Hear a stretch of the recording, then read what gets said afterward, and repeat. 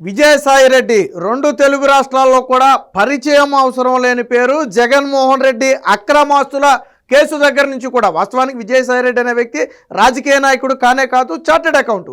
జగన్మోహన్ రెడ్డికి సంబంధించిన వ్యవహారాలన్నీ కూడా చూసుకునే వ్యక్తి, అకౌంటెంట్గా ఉంటూ ఆ వ్యవహారాలన్నీ చూసుకునే వ్యక్తి.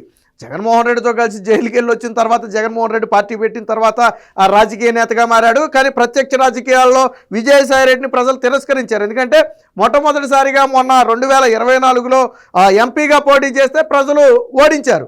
సరే, ఇదంతా కాసేపు పక్కన పెడితే ఇప్పుడు విజయసాయిరెడ్డి మెడకు ఎన్ఫోర్స్మెంట్ డైరెక్టరేట్ ఉచ్చు బిగిస్తుందా అంటే ఎస్, అవుననే సమాధానం వస్తుంది. నిన్న ఆల్రెడీ ఎన్ఫోర్స్మెంట్ డైరెక్టరేట్ హైదరాబాద్ కార్యాలయంలో విజయసాయిరెడ్డి హాజరయ్యాడు. మన అందరికీ తెలిసిందే. గతంలో ఒకసారి ఈడీ నోటీసులు ఇస్తే నాకు పార్లమెంట్ సమావేశాలు ఉన్నాయి, నేను రాష్ట్ర ప్రజల సమస్యల గురించి గళమెత్తాలని చెప్పి తప్పించుకున్నాడు. సరే, ఈడీ కూడా సమయం చూసి సమావేశాలు అయిపోగానే మరొకసారి నోటీసులు ఇచ్చింది. ఇక తప్పని పరిస్థితి, ఈసారి కూడా స్పందించకపోతే వాళ్ళే అదుపులోకి తీసుకుంటారు. కాబట్టి మొత్తానికి ఈడీ కార్యాలయానికి అయితే వెళ్ళాడు. కానీ విజయసాయిరెడ్డి దేని గురించి ప్రిపేర్ అయ్యి వెళ్ళాడంటే, వాస్తవానికి విజయసాయిరెడ్డిని ఏ కేసులో పిలిచారు? కాకినాడ సీపోర్టులో కేఎల్ రావు ఎవరో కంప్లైంట్ ఇచ్చాడు కదా. కాకినాడ సీపోర్ట్లో 41% వాటా ఉంటే దాన్ని బలవంతంగా వైవి సుబ్బారెడ్డి కొడుకు విక్రాంత్ రెడ్డి, విజయసాయిరెడ్డి కలిపి అరబిందోకి కట్టబెట్టించేశారు. అరబిందో ఎవరిది? విజయసాయిరెడ్డి సొంత అల్లుడు అన్నది. శరత్ చంద్రారెడ్డి, ఢిల్లీ లిక్కర్ స్కామ్లో ప్రధాన నిందితుడు శరత్ చంద్రారెడ్డి. సో ఆ వ్యక్తిది కాబట్టి, ఆ వ్యక్తి అందులో ఉన్నాడు కాబట్టి ఆటోమేటిక్గా విజయసాయిరెడ్డికి కూడా నోటీసులు వచ్చాయి. అయితే వాస్తవానికి మొదట ఇది సిఐడి కేసుగా ఉన్నటువంటి ఈ కేసులో ఎప్పుడైతే మనీ లాండరింగ్ జరిగిందని తెలిసిందో వెనువెంటనే ఎన్ఫోర్స్మెంట్ డైరెక్టరేట్ ఈడీ రంగంలోకి దిగింది. ఎందుకనంటే 2500 కోట్ల రూపాయలు విలువైన కాకినాడ సీపోర్ట్లోని 41% వాటాను కేవలం 495 కోట్లకు బలవంతంగా రాయించుకున్నారు. మనం సినిమాలో చూస్తాం కదా, పాయింట్ బ్లాక్లో గన్నబెట్టి ఏదో సంతకాలు పెట్టించుకుని ఆస్తులు రాయించుకున్నారనే ఘటనలో మనం సినిమాలో చూస్తాం. బేసిక్గా నిజ జీవితంలో ఉంటాయా అంటే అది జరిగి ఉండకపోవచ్చు అని మనం అనుకుంటాం, ఎందుకంటే చూసి ఉంటాం. బట్ ఇది నిజ జీవితంలో జరిగింది. పాయింట్ బ్లాక్లో గన్నబెట్టి బెదిరించి నీ అంతు చూస్తాం, నిన్ను జైలుకు పంపుతాం, నీ కుటుంబానికి జైలుకు పంపుతామని చెప్పి పంపారు. అయితే ఇక్కడ విజయసాయిరెడ్డిని ఎందుకు పిలిచారు అంటే, ఈ ఒక తప్పుడు నివేదిక ఈయన మీద ఇవ్వటం జరిగింది. ఈ కేఎల్ రావు ఎవరైతే ఉన్నారో ఆయన మీద ఇవ్వటం జరిగింది. ఎందుకని?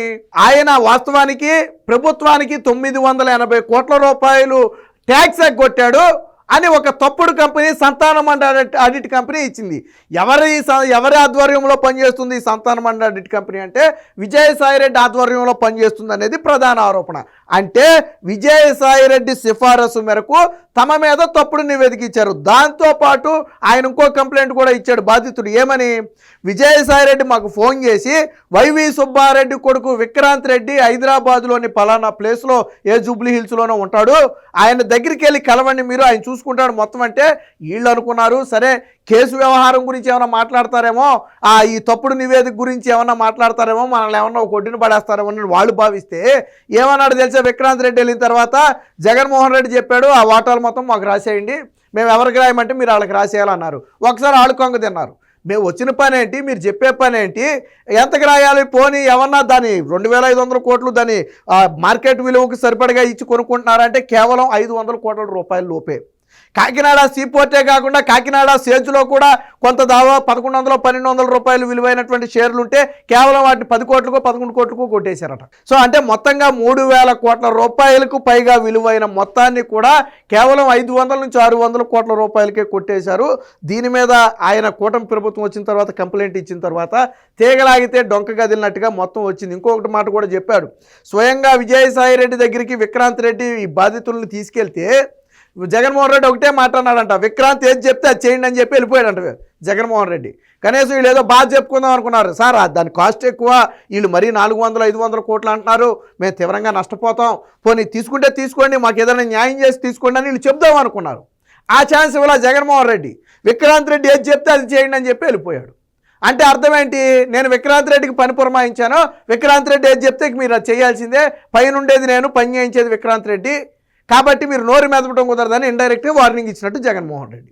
సో దానికి సంబంధించే పిలిచారు. అయితే ఇక్కడ విజయసాయి రెడ్డికి ఒక వింత పరిస్థితి ఎదురైంది. సాధారణంగా ఇటీవల వైసీపీ నేతలు కొన్ని సమాధానాలు చెప్తున్నారు. మనం ఆల్రెడీ ఎవరినైతే పోలీస్ విచారణకు పిలిచారో వాళ్ళందరూ ఒకటే పాట పాడుతున్నారు. ఏం పాట అది? తెలియదు, గుర్తులేదు, మర్చిపోయా. ఇటీవల వైసీపీ నేతల్ని ఎవరిని ఏ కేసులో అదుపులోకి తీసుకుని ప్రశ్నించినా, నందిగామ సురేష్ దగ్గర నుంచి ఎవరిని మనం తీసుకున్నా తెలియదు, గుర్తులేదు, మర్చిపోయా, ఒకటే సమాధానం. ఇదే పాట నిన్న విజయసాయిరెడ్డి కూడా పాడాడు. ఎందుకు పాడాడు అంటే విజయసాయిరెడ్డి ఈ సీ పోర్టుకు సంబంధించి అయితే బాగా ప్రిపేర్ అయ్యి వెళ్ళాడు. వాళ్ళు ఏది అడిగినా కానీ ఏ డొంక తిరుగుడు సమాధానం చెప్పాలని చెప్పి బాగా ప్రిపేర్ అయ్యి వెళ్తే ఎన్ఫోర్స్మెంట్ డైరెక్టరేట్ ఒక షాక్ ఇచ్చింది. అక్కడ సండూరి పవర్స్ గురించి అడిగింది. సండూరి పవర్స్ అంటే ఏంటిది? జగన్మోహన్ రెడ్డి అక్రమాస్తుల కేసులోని వ్యవహారం ఇది. అసలు ఆయన ఊహించరా, ఈ కేసుకి ఆ కేసుకి సంబంధమేలా, నన్నెందుకు అడుగుతారులే అనుకున్నాడు. వాస్తవానికి జగన్మోహన్ రెడ్డి దీని గురించి పిలిచి దాని ప్రశ్నలు అడుగుతారని ఎందుకు ఊహిస్తాడు? ఊహించలా. ఎప్పుడైతే సండూరి పవర్స్లోకి పెట్టుబడులు ఎలా వచ్చాయి అని ఎన్ఫోర్స్మెంట్ డైరెక్టరేట్ అడిగిందో గొంతులో పచ్చిమిరపకాయ పడిపోయింది. దెబ్బకి ఏసీలో కూడా విజయసాయి రెడ్డికి చెమటలు. ఎందుకు? వచ్చిన కేసు వేరు, అడిగిన ప్రశ్న వేరు. పోనీ ఈడీ అడగటానికి లేదా అంటే అడగొచ్చు ఈడీ. ఎందుకనంటే ఆల్రెడీ సండూరి పవర్స్కు సంబంధించి కూడా ఎన్ఫోర్స్మెంట్ డైరెక్టరేటే విచారణ చేస్తుంది. ఆ కేసు కూడా నడుస్తుంది. ఎప్పుడైతే ఎలా డబ్బులు వచ్చాయి అన్నారో మనోడికి 30 సెకండ్లో 1 మినిట్ చేరుకోవడానికి టైం పట్టింది. దెబ్బకి మైండ్ బ్లాక్ అయిపోయింది ఒక్కసారిగానే. ఏం సమాధానం చెప్పాలో తెలియక గుర్తులేదు, తెలీదు, మర్చిపోయాను అన్నాడంట. మరి మీరు ఏ2గా ఉన్నారు కదా, A1 జగన్మోహన్ రెడ్డి, సండూరి పవర్స్ కేసులో A1 జగన్మోహన్ రెడ్డి, A2 ఎవరు? విజయసాయి రెడ్డి. పైగా ఆ కంపెనీకి ఆడిట్ ఈయనే, అకౌంటెంట్ ఈయనే. అంటే నిధులు ఎలా వచ్చాయో విజయసాయి రెడ్డికి తెలుసు. అదే ప్రశ్న అడిగితే ఎప్పుడో 20 ఏళ్ల క్రితం కేసు కదా, నాకు గుర్తులేదు, ఎలా వచ్చాయో నిధులు, ఎవరిచ్చారో నాకు తెలియదు, నేను మర్చిపోయాను అన్నాడంట. దాంతో ఎన్ఫోర్స్మెంట్ డైరెక్టరేట్కి అర్థమైపోయింది, ఓహో మనోడు షాక్ గురైనట్టున్నాడు, డొంక తిరుగుడు సమాధానం. అంటే అసలు నిజాలు చెప్పకుండా 20 ఏళ్ళు గుర్తయిపోయింది. 20 ఏళ్ల క్రితం జరిగిన 20 ఏళ్ల క్రితం చేసిన నువ్వు అవినీతి అక్రమాలు నీకు గుర్తులేదా? నువ్వు ఏమైనా రూపాయి 10 రూపాయి ఏమైనా పక్కనోటి జేబులో కొట్టేసావా? నేను ఎవరి జేబులో కొట్టేసాను గుర్తులేదండి అని చెప్పడానికి. 1000 కోట్ల రూపాయలు కదా మీరు కొట్టేసింది. 43,000 కోట్ల రూపాయలు అధికారికంగా ఎన్ఫోర్స్మెంట్ డైరెక్టరేట్ ప్రకటించింది అవినీతి అక్రమాస్తుల కేసులో. ఈ విషయం విజయసాయి రెడ్డికి మింగుడు పడల.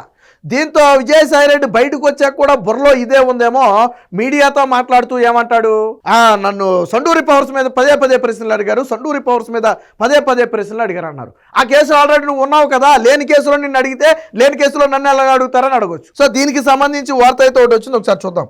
కాకినాడ నుంచి సండూరు దాకా, అంటే వెళ్ళిందేమో కాకినాడ సీపోర్టు వ్యవహారానికి సంబంధించి విచారణకు, బట్ అడిగిందేమో సండూరి ప్రశ్నలు. అందుకనే హెడ్డింగ్ ఎలా పెట్టారు, విజయసాయి రెడ్డిపై ఈడీ ప్రశ్నల వర్షం, కాకినాడ డీల్ పై సుదీర్ఘ విచారణ, అనూహ్యంగా సండూర్ పైన ప్రశ్నలు, పెట్టుబడులు ఎక్కడవని ఆరా, తెలియదు, గుర్తులేదని దాటవేత, A2గా అడిటర్గా ఉన్నారు కదా మీకు తెలియదంటే ఎలా అంటూ ప్రశ్నించిన ఈడీ, పోర్టు సేజ్ల పైన సూటిగా ప్రశ్నలు, అవసరమైతే మళ్ళీ పిలుస్తామన్న ఈడీ అని చెప్పి ఒక వార్త అయితే వచ్చింది. వాస్తవానికి ఏంటంటే విజయసాయి రెడ్డిని ఎందుకు పిలిచారు అంటే దీంట్లో ఈయన పాత్ర ఏంటనేది తెలుసుకోవాలి. ఈ సంతానం ఆడిట్ కంపెనీని ఎవరు పరిచయం చేశారు, అసలు ఈ ప్రశ్నలు కూడా అడిగింది. ఈ వ్యక్తి ఎవరైతే కంప్లైంట్ ఇచ్చిన వ్యక్తి ఉన్నాడో ఆ వ్యక్తి అసలు ఎవరో నాకు తెలియదు, కేవీ రావు ఎవరో నాకు తెలియదు అని చెప్పి విజయసాయి రెడ్డి చెప్పాడట. కేవీ రావు ఎవరో తెలియకుండానే నువ్వు ఫోన్ చేసి వైవి సుబ్బారెడ్డి కొడుకు విక్రాంత్ రెడ్డి దగ్గరికి వెళ్ళమని చెప్పావా? నువ్వు ఎవరో తెలియనప్పుడు నువ్వు ఎలా ఫోన్ చేసి విక్రాంత్ రెడ్డి దగ్గరికి వెళ్ళమని చెప్పావు? ఎలా నీ అల్లుడు తమ్ముడు కంపెనీలో మొత్తం రాసేయమని చెప్పావు? నువ్వు నమ్మసక్యం, మనం ఏదన్నా చెప్తే కనీసం నమ్మేటట్టు ఉండాలి. సో దీనికి సంబంధించిన మరొక వార్త కూడా వచ్చింది, ఒకసారి చూద్దాం. 6 గంటలు 25 ప్రశ్నలు, వైసీపీ ఎంపీ విజయసాయిరెడ్డి సుదీర్ఘ విచారణ, కాకినాడ సీపోర్టు సేజులు లాగేసుకున్న కేసులకు సంబంధించి ప్రశ్నలు, తెలియదు, సంబంధం లేదంటూ తప్పించుకునేలా సమాధానాలు, కాకినాడ సీపోర్టు లిమిటెడ్ వ్యవహారంపై విక్రాంత్ రెడ్డి అంటే వైవి సుబ్బారెడ్డి కొడుకు, అలాగే పెనాక శరత్ చంద్రారెడ్డి అంటే అరబిందో సంస్థ యజమాని, నేను చెప్పా కదా విజయసాయిరెడ్డి తమ్ముడు సొంత అన్న, మిమ్మల్ని కలుస్తారంటూ కేవీ రావుకు 2020 మే నెలలో మీరు ఎందుకు ఫోన్ చేశారని అడిగారు. కేవీ రావును బెదిరించి కాకినాడ సేజు అలాగే కాకినాడ సీపోర్ట్లో వాటాలను బలవంతంగా లాగేసుకున్నారు. కుట్రలో అమల్లో భాగంగానే దానికోసమే మీరు ఫోన్ అంటే ఇలా లాగేసుకుంటారని మీకు ముందే తెలుసా అని ప్రశ్నించారు.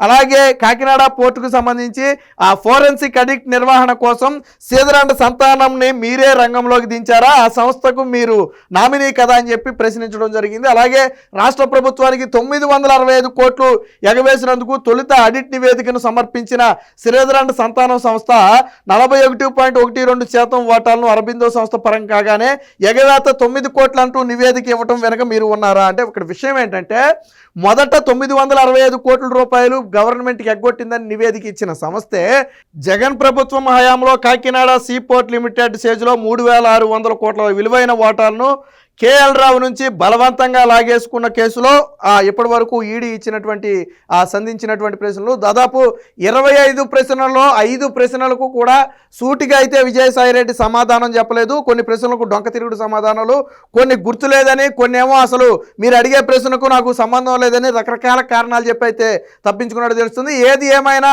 ఎన్ఫోర్స్మెంట్ డైరెక్టరేట్ ఇచ్చిన షాక్తో విజయసాయిరెడ్డి ఇబ్బంది పడినట్టుగా తెలిసింది. అవసరమైతే మళ్ళీ పిలుస్తామంటే ఇది ఎక్కడితో అయిపోలేదు, మీరు రిలాక్స్ అవడం కూడా కుదరదు, ఇంకా మీ పాత్ర ఉందని అనుమానం వచ్చిన మరుక్షణం మళ్ళీ మిమ్మల్ని పిలుస్తామని చెప్పి ఈడీ అయితే చెప్పినట్టుగా తెలిసింది. ఏది ఏమైనా మొత్తంగా ఈడీ దెబ్బతో అటు విజయసాయిరెడ్డితో పాటు ఇటు వైసీపీ వర్గాల వెన్నులో వణుకు పుట్టింది అనేది మాత్రం వాస్తవం.